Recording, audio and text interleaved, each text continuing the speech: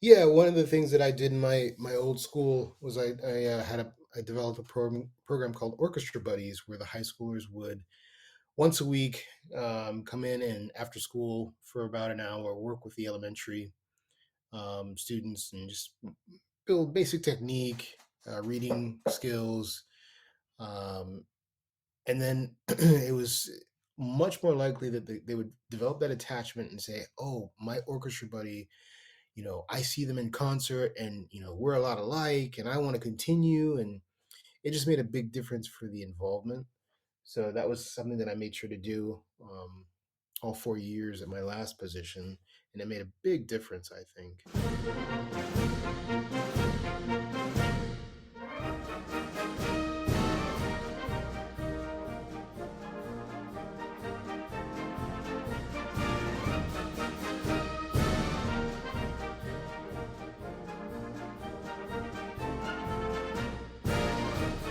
Hello, everyone. Welcome to Everything Band, a podcast that features conversations with composers, conductors, and performers of music for winds and percussion.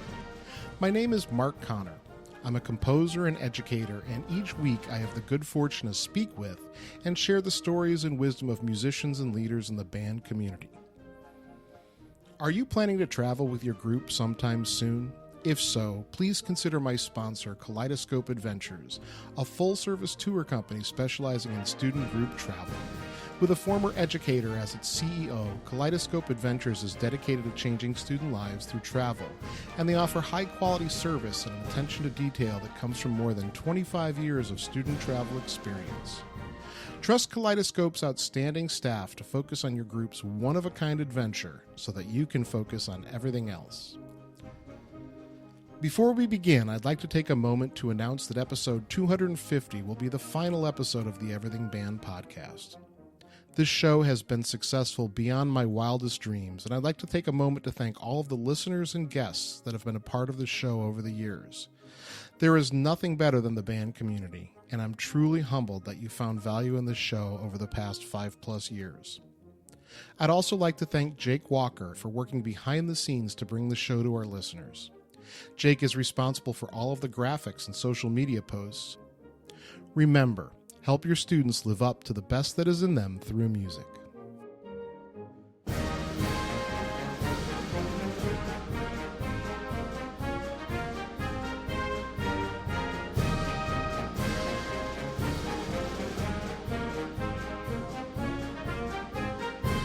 And now my next guest, Adrian Gordon. Hello, Adrian.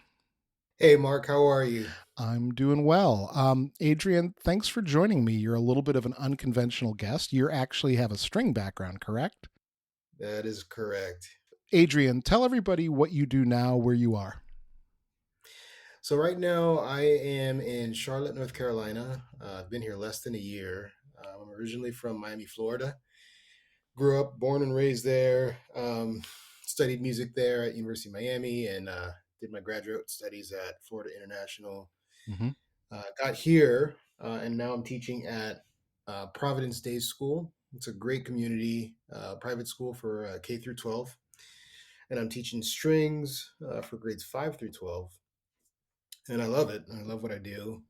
Um, yeah, and I'm also a composer. So I compose music for elementary, middle, and high. And I'm also a conductor. So I've been Mm-hmm. conducting quite a bit, doing some all-state conducting and stuff like that. So it's been fun. You recently completed a book. You told me that it came out in November, and we're going to talk about that once we get your origin story. Can you? But before we do that, we'll give the listeners a chance to look it up. Can you give them the title? Yeah, the title is Note to Self, a music director's guide for transitioning to a new school and building a thriving music program. That's a great topic because it's near and dear to my heart. Is restarting, rebuilding. You know, Right. I've always enjoyed that aspect of the job. I tend to get bored after a few years. Um, Hmm. but I like the rebuild. You know, I'm like that coach that goes and rehabilitates programs. I like that. Right. Look, COVID let me do it twice. Yeah, and that was kind of the impetus for writing this book. I knew a lot of people were going to be transitioning after COVID, and I figured, hey, this would be a great resource for some music educators. So All right, Adrian. Well, let's get into it. So, can you give us your musical origin story? How'd you get your start, and what was sort of your early history? How'd you get playing? Yeah, well, like most people, I started on piano when I was young, and I would sit and watch my mom. My mom played piano, Hmm. and I learned from her and imitated her. And then I got into singing. Then I got into strings when I was in middle school, and then I continued on through high school, where I had my high school director for 4 years. He was a great influence on me. His name is Robert Longfield, and he does Oh a yeah. lot of composing and arranging.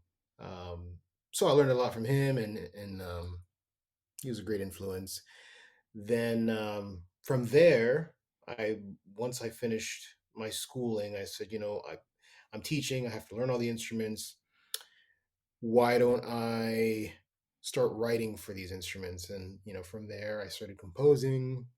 Um, and then from that point, I was like, hey, well, I'm writing music. Why don't I try and sell it? So I started my own publishing company. Everything just kind of snowballed. And then being in my 17th year of teaching and doing a couple transitions at the same time, I figured, hey, man, this would be a great resource. During my last school transition, I had a particularly difficult time. And I didn't understand why, because I had done several transitions. I had been a general music teacher for K through 4. I had been the assistant band director. I had been a choir director, and I had been a strings teacher. But my last transition was particularly difficult. So I started journaling and brainstorming, Mm. um, talking things through with my best friend. Um, so the culmination of all of those activities, I looked at it and I said, "Wow, this could kind of be a book." So I started writing the book, and I figured, for one, during the COVID time period, this would be a great resource. There's nothing out there, and I do have that experience of transitioning to several different disciplines. So why not do it? And the idea, one of the mantras that I have and the dedication that I have in the book, it says, I dedicate the book to music educators who tirelessly strive to leave the profession in better shape than they found it. Mhm. And I figure this is my contribution to leaving the profession in better shape. So, you mentioned that you started on piano. You watched your mother play, then you got into singing, and then middle school was when you kind of began formal That's when string I began playing. my formal training for strings. Hmm. Yeah, And you had Robert Longfield as a teacher in high school. he is my high school director. 4 years. Wow. Yeah, So, he's really well known as an arranger. yeah. I just, my daughter's district just had their big string concert where they have like all the elementary school students, all the high school students, all the middle school students in the high school gym, and they do like various pieces. So there's the usual selection of like Suni Newbold stuff, and there was a piece by Stephen Rosenhaus, and but of course there were like three arrangements by Robert Longfield in there, and he's really well known. Even in the band world, he's got a bunch of arrangements. So that's really cool. Can you tell me about what you learned from him that you still kind of use today? Are there any lessons that you still carry with you?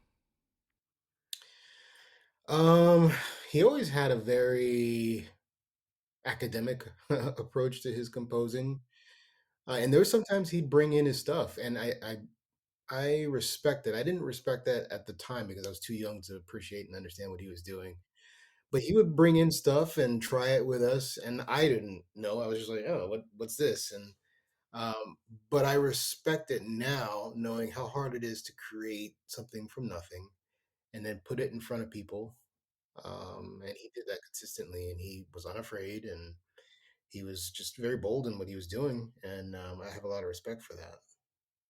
All right. So where'd you go to school? Oh, you said that. You said that you went to the University of Miami and then Florida International. I'm sorry. Yes, you did say that. And you began composing. So let's talk about that. What kind of music are you writing, and how much do you have, and what's your publishing company name? Well, so yeah, that's an interesting story. So when I started teaching, I had to pick up all the string instruments because I was teaching. And once I started to learn all the instruments, I said, why don't I write something for them? And I did. and I was composing stuff, and I thought it was good, and it was like Robert Longfield. I would put it in front of the students, but I was doing it blind, so that the students didn't know it was my composition, and it was received well. The kids were enjoying it, and then I would send it off to publishing houses, and I would get the consistent no. Uh, it doesn't fit in our catalog this year or this season, and no, no, no, no, no. Same no every single time. And I saw this weird contrast between what I'm doing in the classroom with the kids and what these publishing houses are saying. So I said, you know what? Not in a conceited way, but I believe in what I'm doing, and I think my music is special, almost like a leap year. And I said, you know what? I'm gonna just do what I got to do, be the change that I want to see, and create my own publishing company called Leap Year Music. Okay, cool. So I started my company called Leap Year Music back in 2009. And what I did is I just published all my own stuff, did the hard work of getting it on MPA lists and getting it in reading sessions and marketing. And it's been a lot, it's been a lot of work. And I don't have $1 million budgets like a lot of these publishing houses do, but it's been rewarding to see more and more programs around the world playing my stuff, which I'm really appreciative of. And then when I go out and conduct, like I just conducted two All States this year, I was able to program my stuff as well.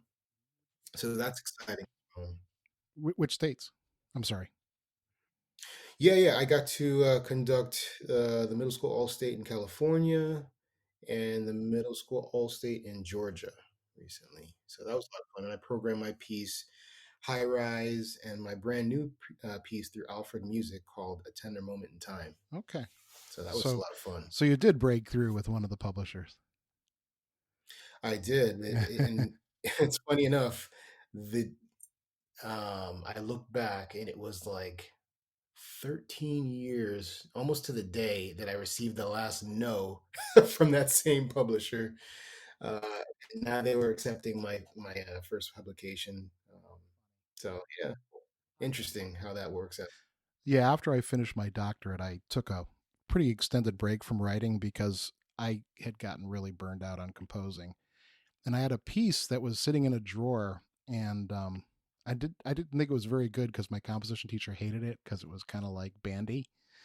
And Hmm. actually, I'm really good friends with Demondre Thurman, the euphonium player, and he like listened to it. I had a MIDI recording, and he listened to it. He's like, "This is great. You should send this in." And that was the piece that my first piece that got published. This one that had been sitting in a drawer for 10 years. You never know, Hmm. you know. Yeah, you never know what people like, and I guess I had the benefit, that the publishing houses didn't have, whereas I had a lab. I had an actual lab with students to test out the music on, and get immediate feedback. So, at the same time that the publishing houses are saying, we don't like that or it doesn't fit, the students were like, yeah, let's play, let's do it. So I figured, hey, I'm going to capitalize on this if nobody else is. So that's what I've been doing for the past several years. Yeah, I think it's really important, especially with younger music, because it's so easy to miss the mark with music for kids, especially beginners. There's so many there's so much music that's labeled as beginner, but it's really hard for these kids. It's the phrases are too long, or there's just some aspect of it that is tricky. Yeah, and I would say, because I've done no, not arrangements, but yeah, I've done some arrangements and some original compositions for beginners and middle and high. I think the beginner material is a little bit harder because you are very limited with your palette, but you still want to make it interesting. You still want to make it fun, and also challenging so that they can achieve something that they haven't done before, but without overdoing it. So it's a great challenge to write for that level. You also want it to be something that the teacher can use to teach something. It can't be just kind of like, Correct. you know, dessert. It has to have something to it that you can use. Correct. Yeah. Yeah. All right. So we're going to get in your book here now. One of the things you said got you started, and this is a terrific point. You talked about journaling. Hmm. Anytime you get these questions on like the Facebook band directors group. I don't know if there's a string teachers equivalent, Yeah, but you get these like, any advice for me as a young teacher? It's always keep a journal. Keep a journal because that's how you learn. You make mistakes, you write them down, and then you go back and you don't make them again. yeah. Um, I had to do that because I was kind of banging my head against the wall and not understanding what was going on. So what I did in the book, and for those people who have read through it, but you'll notice at the end of each chapter there are some reflective questions. Basically, that you're journaling through your own process, and then you have it moving forward. You know, so that was the idea, to be very strategic in the book and really make sure that people are getting the help that they need and feeling like I can actually take something away from this read. Yeah, I find journaling to be incredibly useful. I taught college music theory for about 15 years after coming out of K through 12 teaching. Then I went back to teaching and I started with 4th through 8th. And that's the first time I had ever started like 9-year-old beginners. And so here Surprise! I go from a college classroom to teaching a 9-year-old how to hold a clarinet. And string or instrumental methods was like 30 years ago. It's been a while. Certainly I had a pretty steep learning curve. I'm reading all the materials from back when I was in school. I'm getting like all the books about how to teach clarinet and flute and bassoon and all that stuff. But it was Yeah, the journal that really helped because I mean, even week to week, you can learn something from it. yeah, you'll start to pick up on some Mm-hmm. patterns and just kind of flesh out your own ideas and try new things. And you can write down what works and what didn't work, or Mm-hmm. what you've heard. There's just so many things that you can pick up from writing it down. Sure. All right. So now, what is your greatest lesson? What's your big idea about, starting at a new school, starting at a new program? What's the first thing that you look to do in that situation? And you don't have to give the whole book away. We want people to buy this. And Yeah. I think the first thing, well, it's a toss up, but I would say taking care of yourself. That's a big part of the book, where I talk about taking care of yourself physically, taking care of yourself musically, taking care of yourself mentally. I think if you do those things, you're going to be in pretty good shape. But physically, making sure that you get exercise, making sure you're taking breaks, making sure you're using the bathroom, which is it doesn't seem like it's a big deal, but sometimes as educators, we will put off our own needs, like just run into the bathroom, because we can't let things go, and we can't do that to ourselves.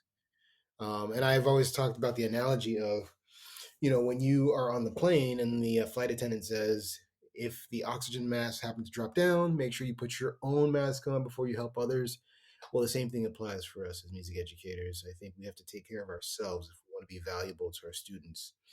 So, yeah, exercise, taking breaks, going to the bathroom, and then also taking care of yourself musically, which we don't really talk about as educators. I think we always talk about how we take care of our students' needs, but there's nothing that says that we stop growing in our professional career. So we need to nurture that. And in the book, I talk about making sure that you stay connected to your instrument, especially in the midst of all the changes that you're going through. If you're a pre-service teacher and you're stepping into a new environment, there's a ton of changes with culture and names and faces and all that.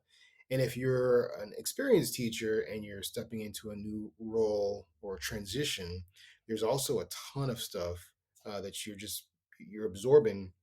And the one thing that gives us that purpose is our musical identity, playing our instruments, our musicianship. So I talk about that in the book, how it's important to not be that as crass as it is, to not be the out of shape health and fitness coach. So you want to make sure that you're playing, and it doesn't mean you have to be ready for Carnegie Hall or anything like that, but you're consistently playing, and you're a musician. And then mentally, I talk about, if you need to take days off, make sure you do so, making sure you, again, take breaks.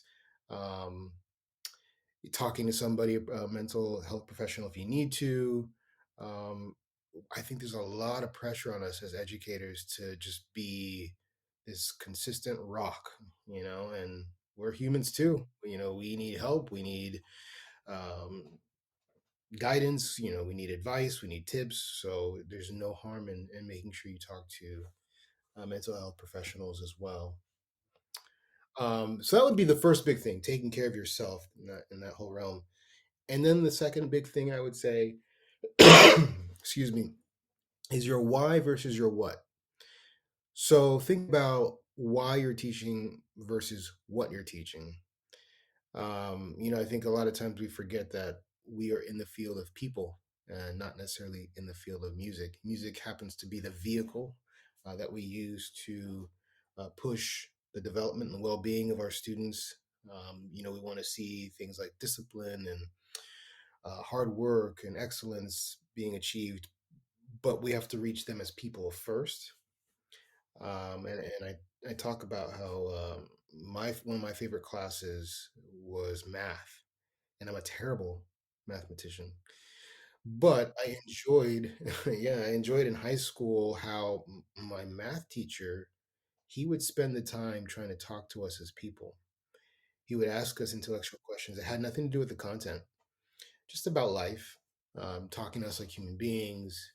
And then we were that much more ready to follow him into the content. We knew that he cared about us as people. And again, I hated math. I wasn't very good at it, but I loved that class. And I worked hard in that class because he treated us like human beings. And I think if we remember that in our own musical classrooms, that's going to go a long way. I think our students are going to be a lot more willing to follow us if we do that. And then I talk about what does that look like, so um, I will at the beginning of each rehearsal, I'll tell the cringiest dad joke that I can. Um, yeah, and it's just disarming, and it's a way to connect with students. At first, they're like, "Oh my gosh, this is painful," but then they get into it. They're like, "Oh yeah, okay, what's the joke of the day?" And it's just another way to connect with them, and it's free. How do you keep up? Do you like have an internet site you use for all the jokes? Yeah, yeah, you just go in and find some. It's a little bit of a task, but it's fun, and the kids enjoy it. And most importantly, it's free, and it's a great way to connect with students. And you do it every rehearsal, and they just look forward to it, and they kind of develop that like this is our thing. This is what we do in this class. We laugh and then we work. So that's a great thing. And then we do like team building events. It's common that I'll take my students bowling, or I'll do a movie night, or and pizza night. So we order pizzas from a whole bunch of different chains and do the taste test from all the pizzas and all the pizza companies. Yeah, it's a lot of fun, and it allows us to just focus on each other, not necessarily checking off boxes like, oh, make sure we tune, make sure we play through our scales, and make sure we're doing our sight reading, make sure we're doing our technique book, and then we're playing a repertoire. No, no, we're just here to have fun, enjoy each other's company, um, and just enjoy that time together. So that's another thing I think about when I talk about the why. Um, and these things, some of them don't cost a lot of money, and some of them are free. Like I said, you know, the jokes, and then also simply talking to your students, asking them how they're doing, attending some of their games after school, just so that they know that you care for them and you're looking out for them as people. And I think if you do all those things, the what will come much easier. They're going to be much more willing to follow you. And it's what I've noticed in my own my professional career. They're willing to follow you and take your advice when they know that you care about them. You can laugh with them. There's a time and place for everything. It makes a big difference. So, um, and then the other big thing I would say, well, there's more than one thing, but I guess if I'm given three ideas, I would say your concerts, when you have them and you're transitioning, it's immediately you're not going to have everybody on your side, but you do have a captive audience during your concerts. So use that time wisely, not to browbeat people, but to definitely positively advocate for your students, advocate for your program, talk about the successes of the students publicly, so that it's hard for people to, not get on board with that. If they're not a fan of you as an educator, but they hear all the accomplishments that the students are making, it's hard to argue with that. What are they going to say? I don't like that. So it's important that you use that time at your concert, and you don't go overboard, be within reason, but make sure that you're highlighting the students all the time, and letting your concerts embody your vision of excellence, involving your feeder program as well in your concert, and then just also making sure that when you're programming quality versus just quantity of concerts, so that your students can really feel like, oh man, that was a great experience, instead of feeling like, man, that's the third concert we've done and I haven't gotten that music yet, I don't feel confident on it. So the quality is important over quantity. So those would be some big things, big ideas in the book, that I think would help somebody who's transitioning. So let me ask you, you also have a large section on imposter syndrome. And that's something that when I first started this podcast, I was really deeply in the imposter syndrome place. And then once the pandemic hit, that actually turned into full blown major depression. And you can see how quickly they link together. It's easy to just make that slide. And I noticed that you link an article from Psychology Today and you talk about imposter syndrome. Can we sort of flesh that out a little bit for listeners who may not know what that means?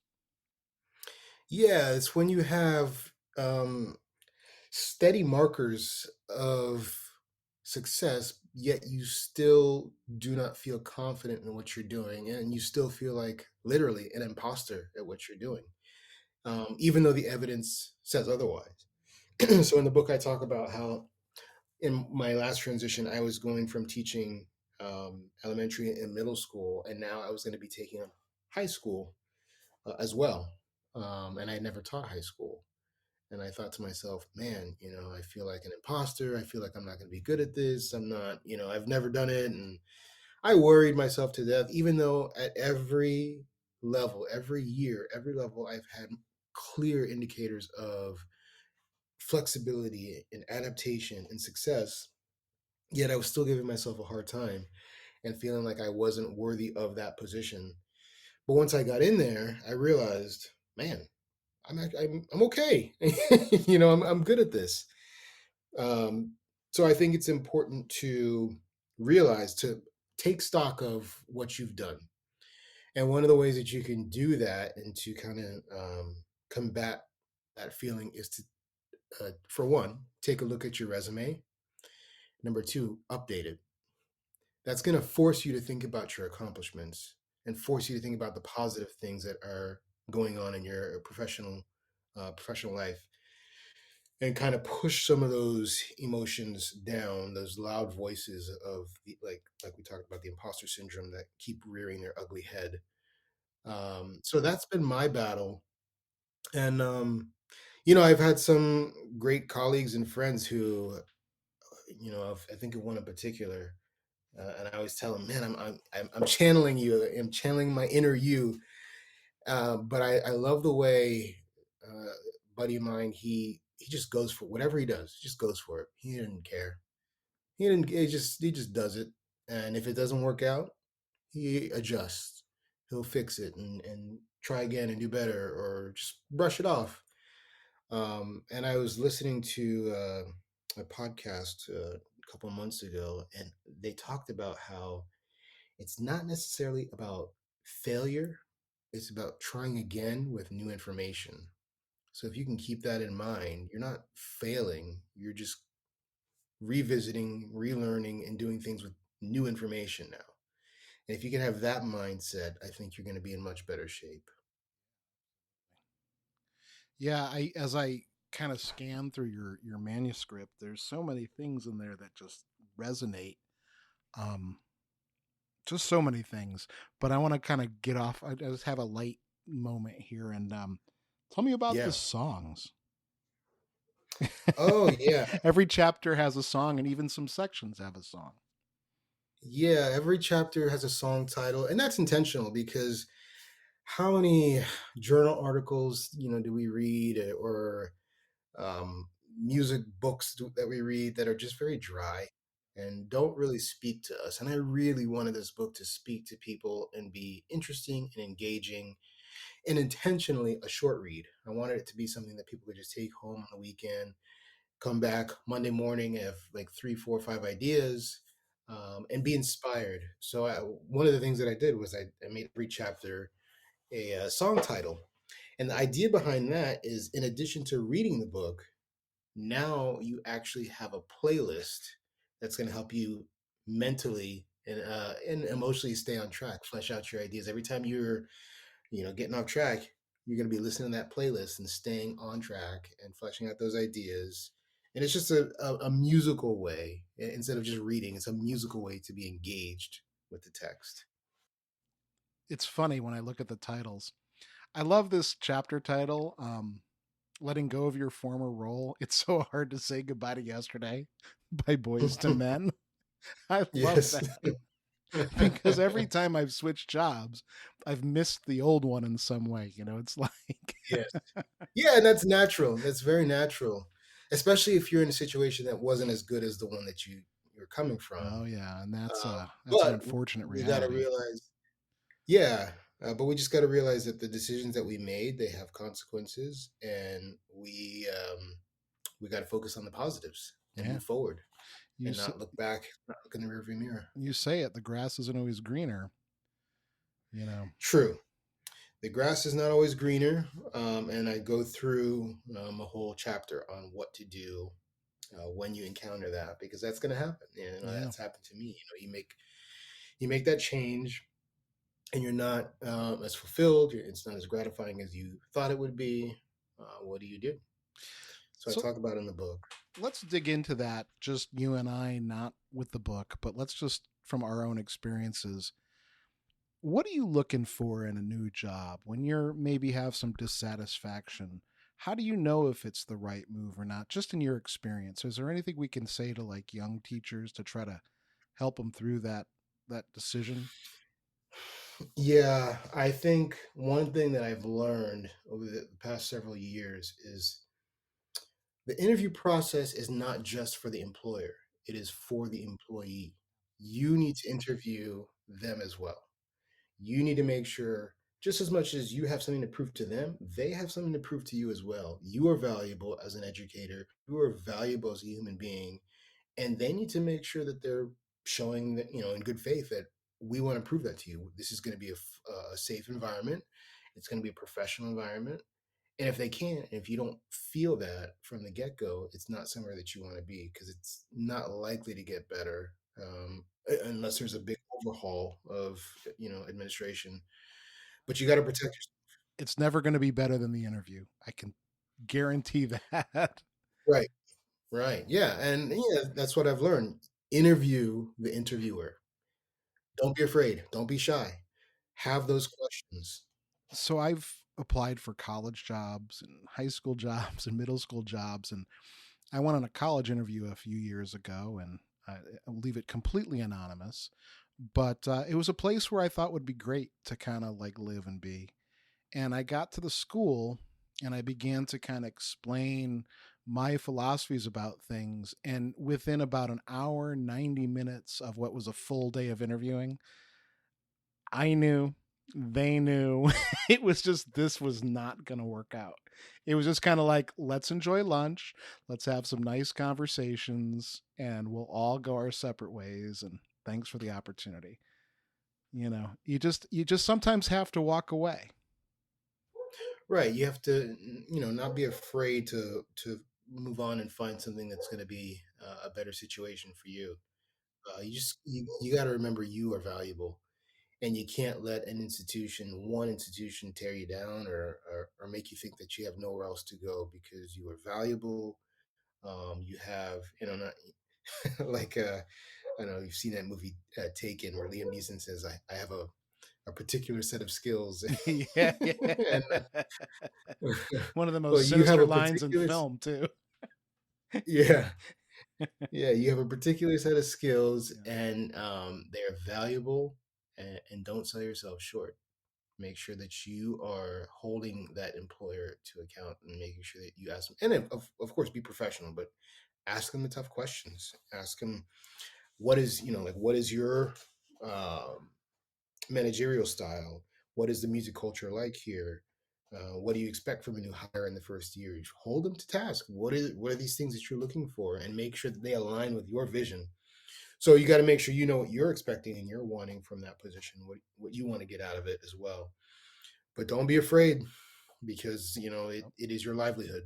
It's really important, as you mentioned, to make sure that you're trying to read personalities and that you do get along with whoever you're going to work for, because administrators make or break jobs.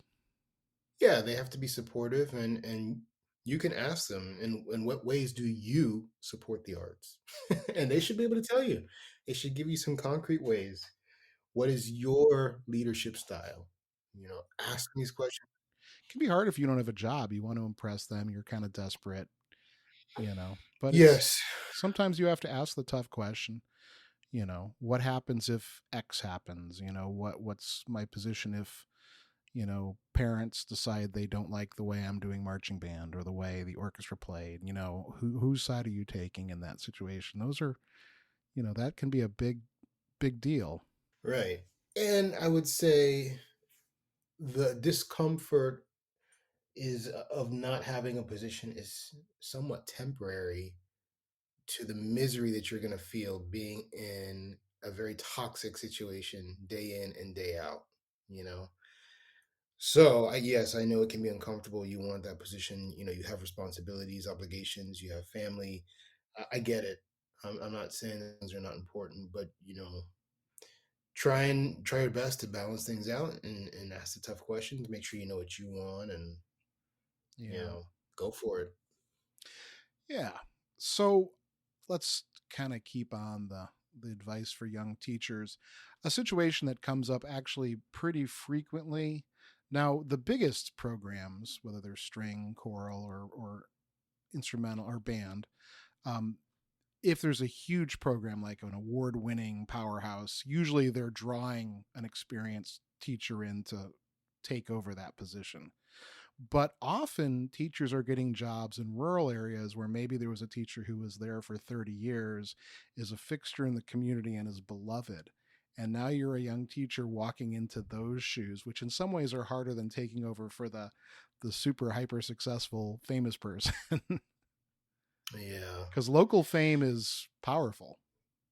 Yeah, it is. And I kind of dealt with that in the book. I talk about in one of the chapters how my when I transitioned in my last school, the students were particularly unhappy that I was there, and for no other reason other Yeah. than I was You not weren't the previous you weren't director. the old guy. Mm-hmm. Yeah. So I would get pictures. They would airdrop pictures to me of the old director, and I didn't know who this was coming from.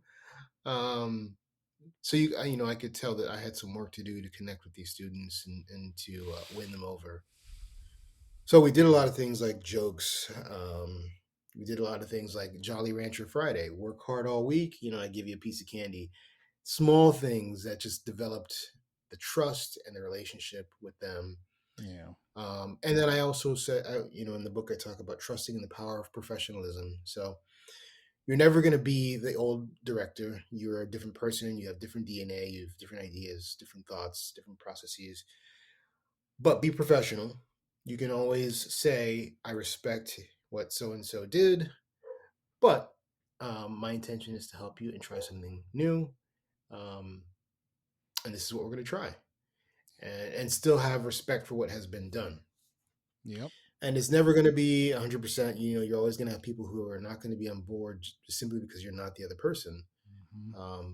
But trust in the power of professionalism. No gossip. Don't talk negatively about the old teacher. Never, ever, ever, ever do that. If there's a young teacher listening, do not. Sorry, Right. get me passionate. My Yeah, exactly. both my parents were longtime teachers, so I mean, I was getting these lessons when I was like 16. The Yes, yeah, yeah, professionalism and they don't lessons. teach this stuff in school. This No, is a they lot do of. not. Yeah, that's why I wrote the book. A lot of this stuff is not covered in your pedagogy classes. You know, they teach you how to play in tune, they might teach you instrument techniques, but these are some of the intangibles that don't even talk or speak to you picking up the baton. You know, so that was why I saw so much value in writing something like this and helping other educators. The one thing you control is how you present yourself to the world. If you complain about the old person, if you complain about the students in the faculty room, if you talk to the parents about the students in some way, all these things are reflecting on you. You know, keep your mouth shut. Only say Yeah. positive things and focus on your goals, not other people's stuff. Anyway, that's my advice on that one.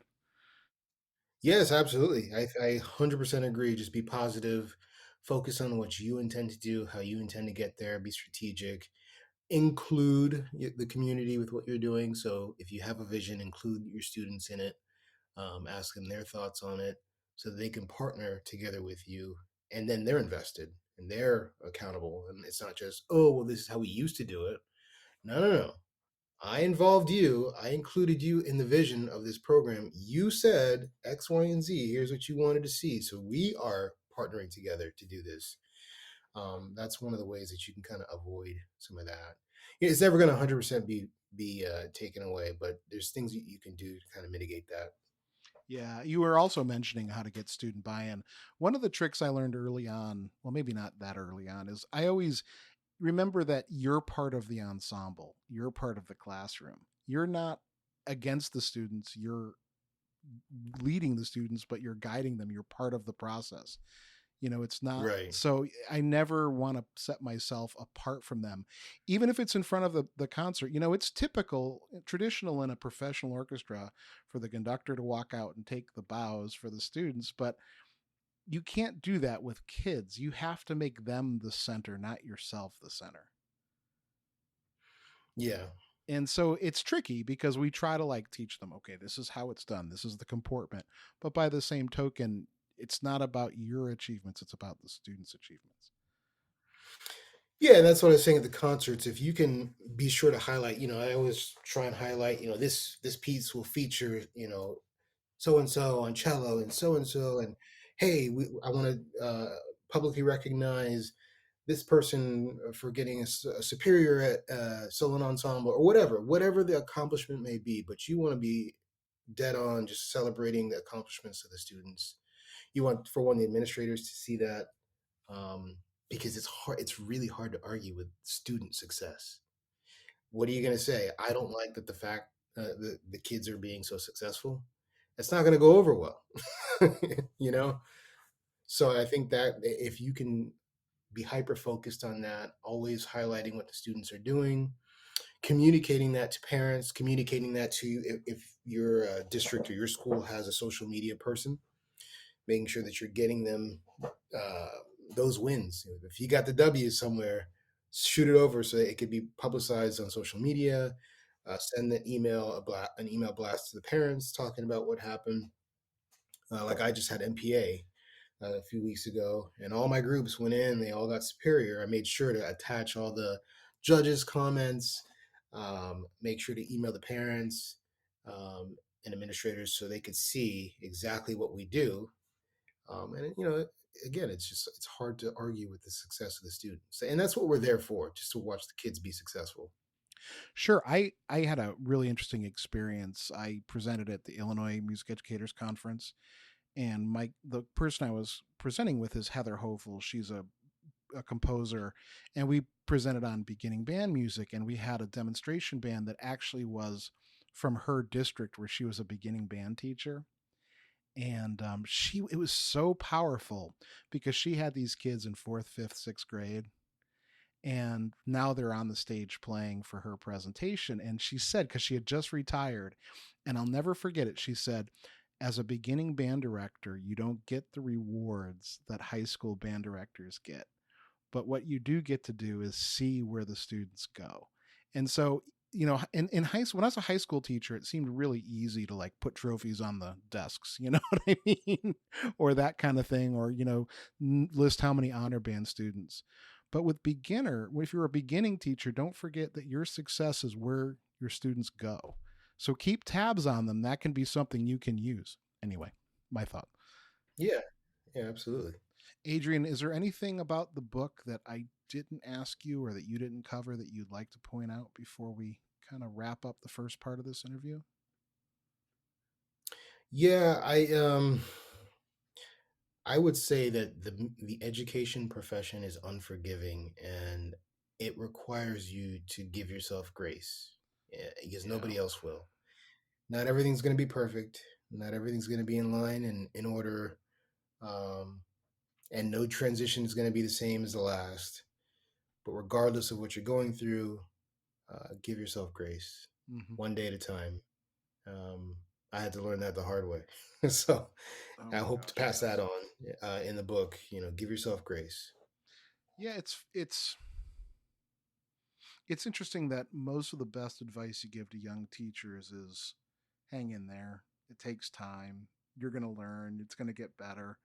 My first Yeah. couple of years teaching, my first job, I got a job out of my master's. I wasn't ready for it. I just kind of, it actually, it's a funny story, but I won't tell it on the podcast. Just kind of got the job. I wasn't ready for it.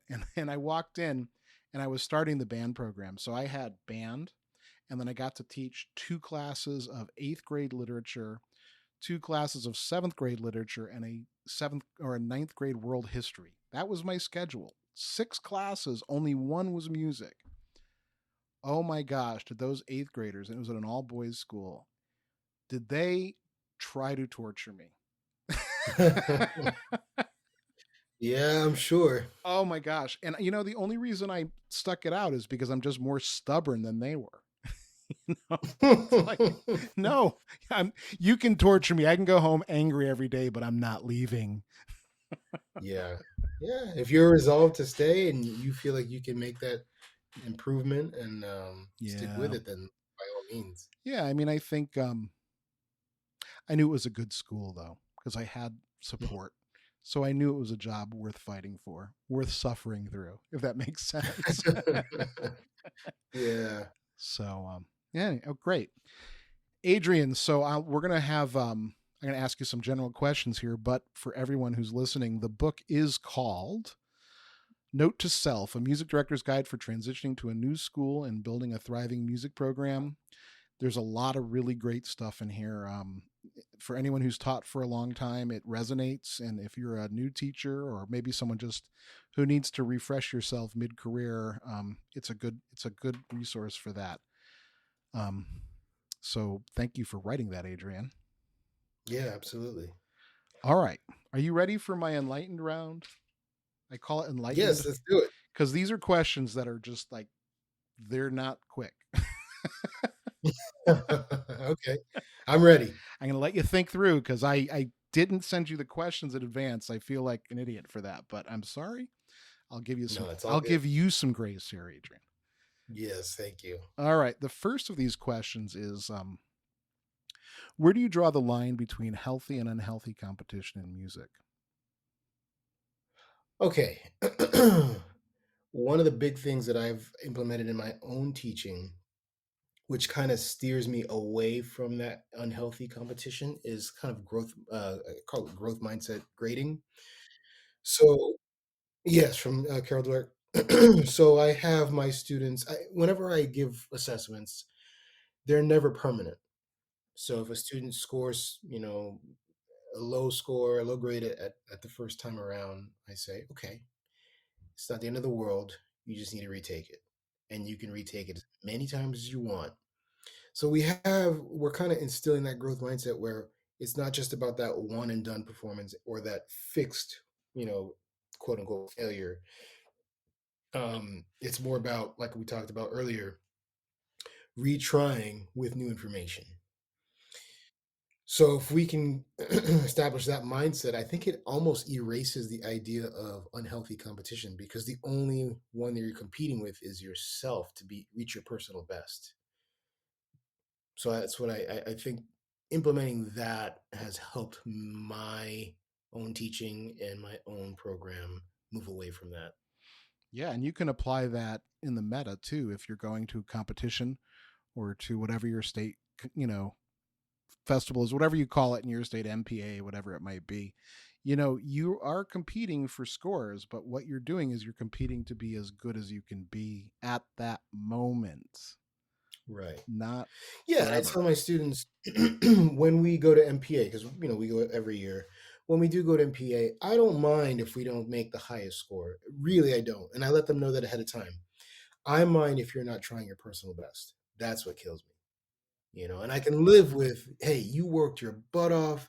I could see the determination. I could see the discipline and the focus in your performance. I could hear the wonderful tone that you guys are trying to create.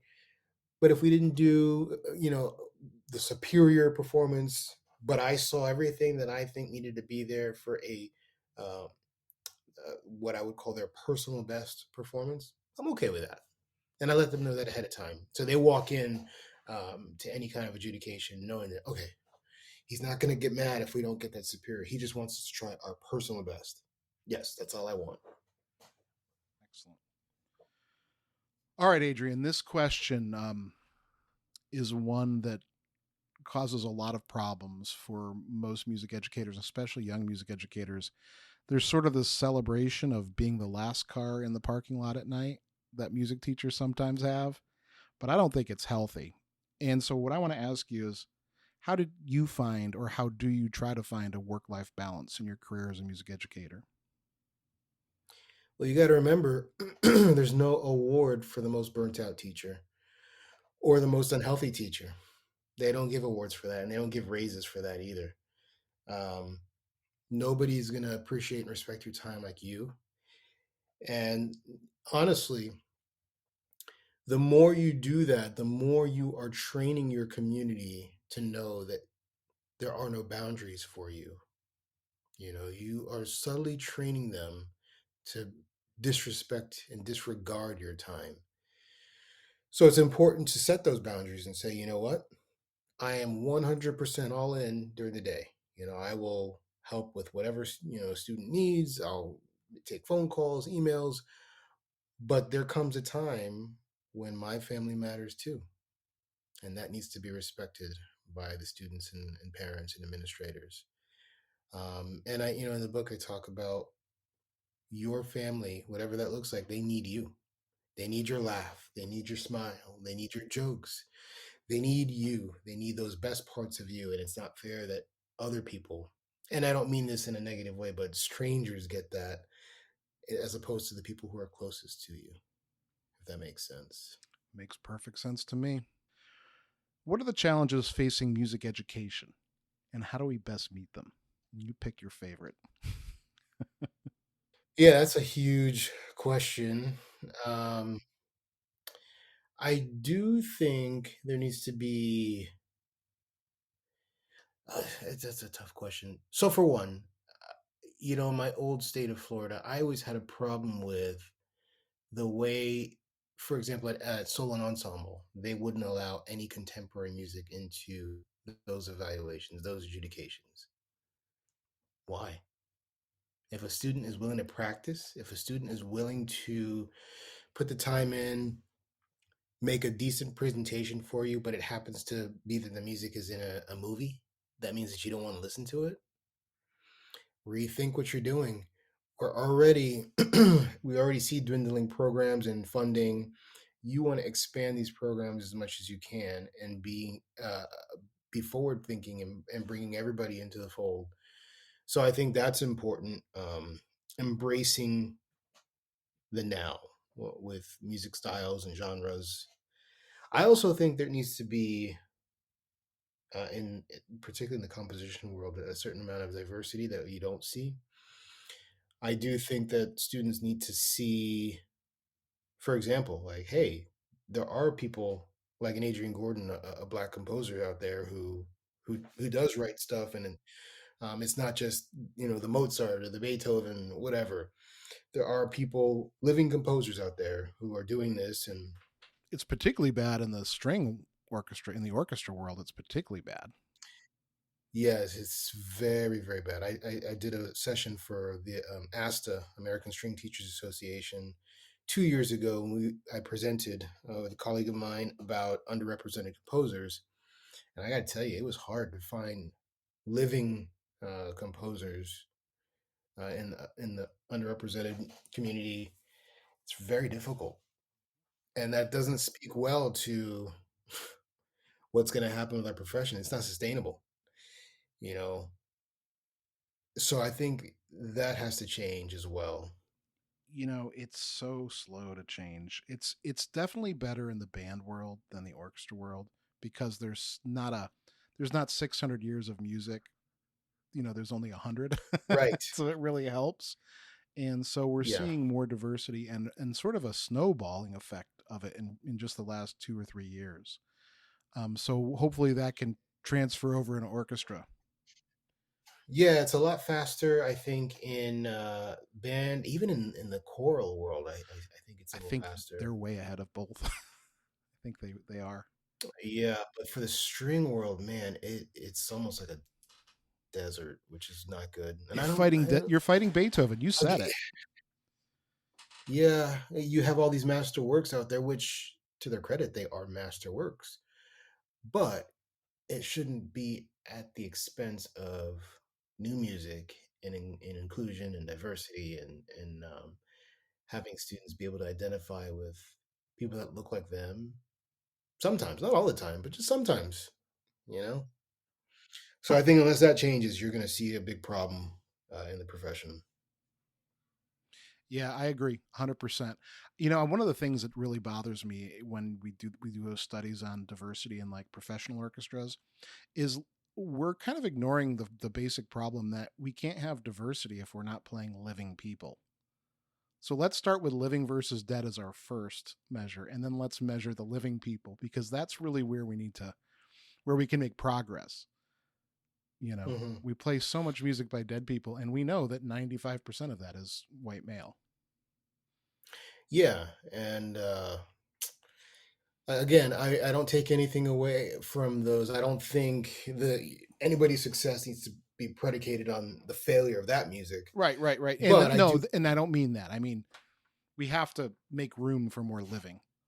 yes, exactly. There has to be yeah, just a bigger purview of what else is out there. Um, so yeah, I think that needs to change. That needs to happen. Um, I also think there needs to be, we have to somehow figure out what the formula is for athletics and imitate that. Oh Because yeah, there's no such a doubt. competition between athletics and the arts, and we lose every single time. Hmm. And there's a lot of um, lessons that athletics can teach us about recruiting and being yeah, attractive. yeah, and community, because one of the reasons that parents buy into what they're is because they're together a lot. The parents are always talking, they're always at the practices together, they're always communicating, they're always going to the dinners afterwards. So this is why I literally I've kind of mimicked some of the things that athletics have done, like these movie nights and the bowlings and stuff like that, to really get these parents together to buy in. um, I think that we have to take a page out of their book, and not to say that our discipline isn't great in and of itself, but I just think there's some things that we can learn that will help build buy-in, community interest, and longevity. I tell my wife all the time she's a college cello professor. And for her recruiting is the lifeblood. And I tell her she should do these like signing day ceremonies and have like welcome to my studio Joe Smith from, Springfield High School. You know what I mean? Whatever it is. The way they Right. do it for like these, football or basketball players. Let these kids have their moment where they're like, whoa, they really want me there. You know. Mm-hmm. I tell her that, but she doesn't. She's European. She doesn't quite get, not the way a football fan would. Yeah. Oh, well, this will bring me to my I guess my last thing about what needs to change in music education. I think, speaking to that, I don't think it's enough for like a cello professor or a violin professor to just be a violin professor. I think you really have to develop the skills of a modern musician that really kind of delves into more than one thing. And I think our universities are not doing a good job of that because the programs that we're doing in school are not representative of the careers that we're taking this day and age. Particularly when you see social media, how social media gets involved and changes everything. So I think, particularly at the collegiate level, I think students really need to be thinking more than just I play. You really need to think of yourself as a business. You think of yourself as a performer, and you need to think of yourself as a studio musician. You need to think of yourself as a teacher. You need to think of yourself as an entrepreneur. Um, you need to be involved. Yeah, yeah, and you need to be involved with social media.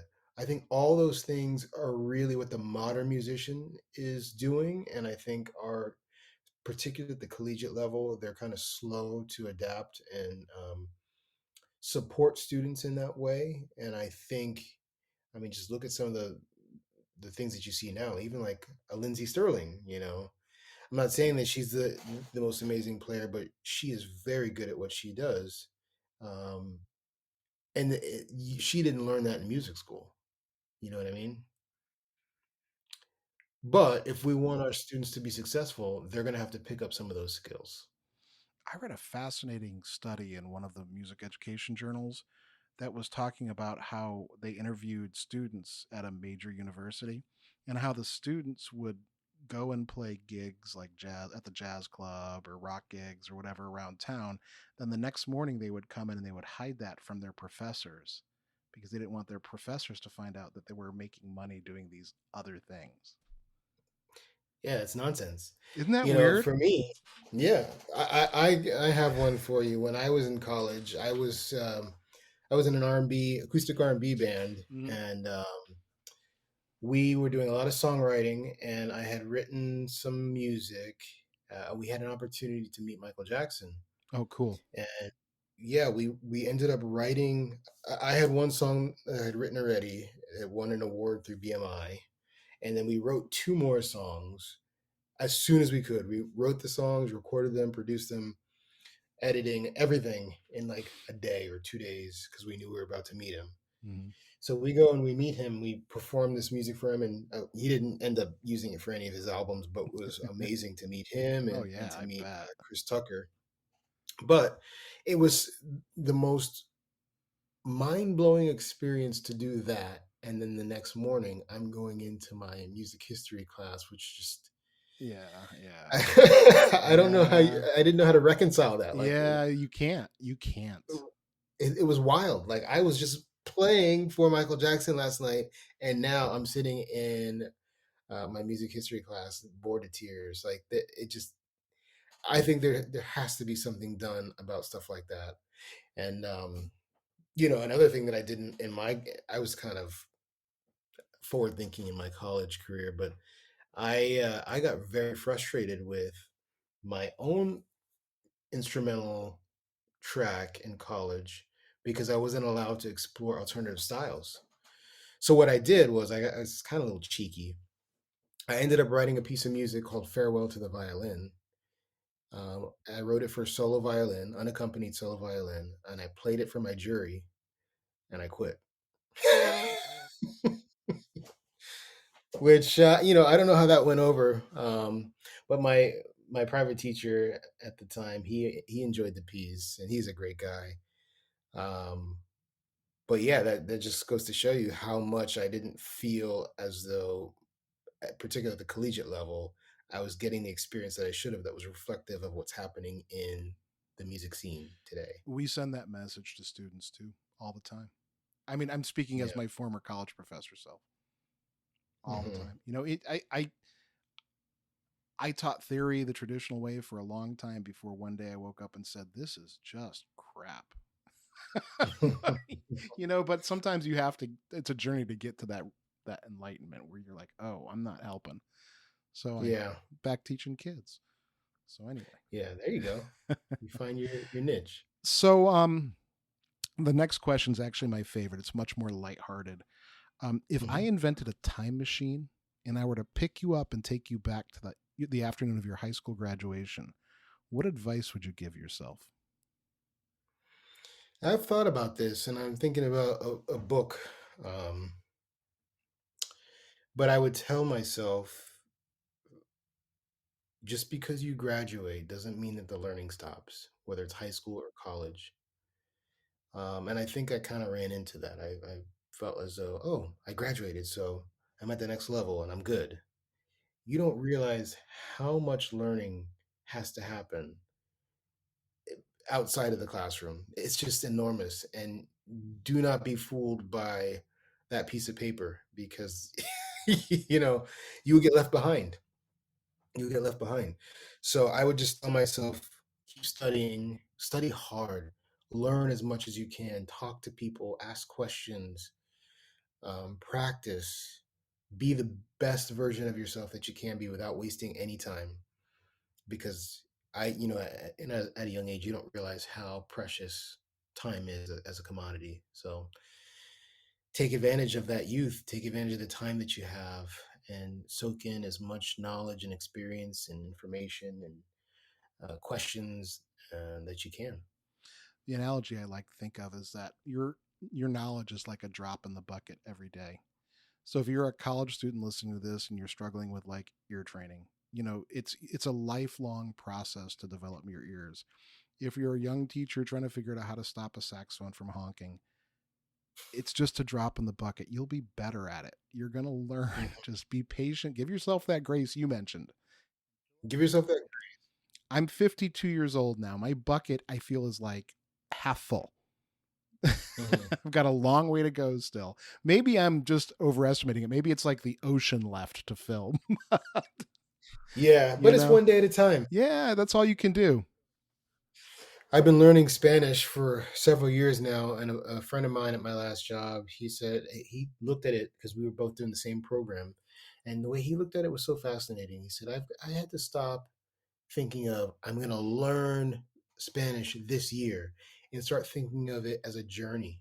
How I'm going to continue to learn the language over time and get better and better, and it'll be like a marathon instead of a sprint or a race. All right. So this isn't a morbid question. This isn't like on your deathbed and you're expiring. But if you could choose your last piece, the last piece you'll perform or conduct or engage with in whatever way, what would it be? It's a toss up between the last two pieces that I've written. I wrote a piece that, like I said, it's just been published through Alfred Music, which I'm really excited about. It's called "A Tender Moment in Time," and I performed it at the Georgia uh, Middle School All States a few weeks ago. And that's a very emotional piece, and it illustrates the emotions that I had leaving Miami, Florida, my hometown, and coming here to Mm-hmm. Charlotte, North Carolina. So there's that piece. And then there's the piece that I'm writing right now. I was commissioned by the Empire State Youth Orchestra Mm-hmm. on this chime program in Albany, New York, and they've asked me to write a piece centered around stop the violence and show kindness. And it's a full orchestra piece. But man, I'm at the last, I would say 3 to 4 measures. I'm finishing up the piece or the skeleton of the piece, and there's something about the ending that just gets me. And I Mm-hmm. don't know. Sometimes you write stuff that you don't even feel like, did I write that? And not in a conceited way. Just it touches my heart. So it'd be a toss up between those two. Sure. But I'm more attached right now because it is completed the piece, a tender moment in Yeah. time. Yeah. You work with Chris Bernatas? Yes, I work with Chris Bernatas. He's a good guy. Friend of mine, Cooper Ford, is just newly published with Alfred. I think this is his second year. I don't know if you've met Cooper. He's a string I teacher haven't and met him, but I had the pleasure of at ASTA. I conducted the new music reading session, oh, and we okay. performed one of his pieces. Yeah, Cooper teaches in New Jersey. He's a substitute Okay. teacher in New Jersey. Yeah. All right. Is there anything? Well, okay. So I have to preface this. This is a podcast, so it's going to exist in time for years and years, hopefully.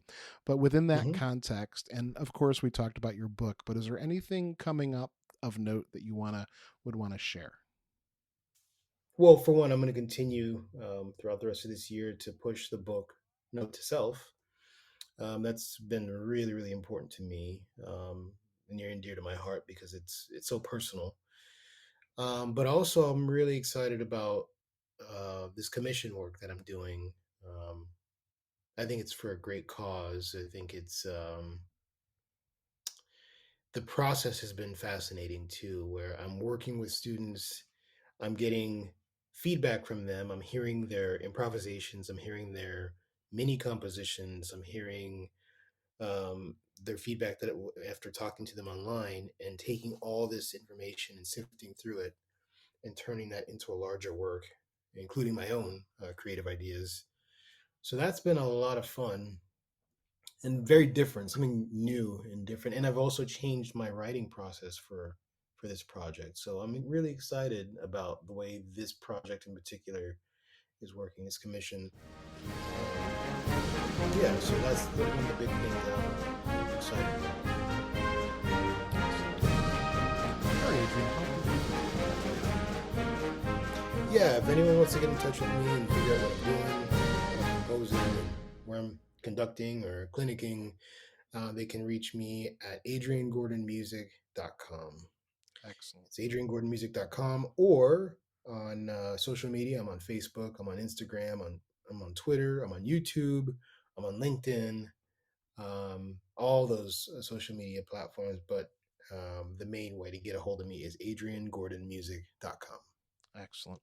Adrian, thanks so much for your time. Absolutely. I'm really appreciative.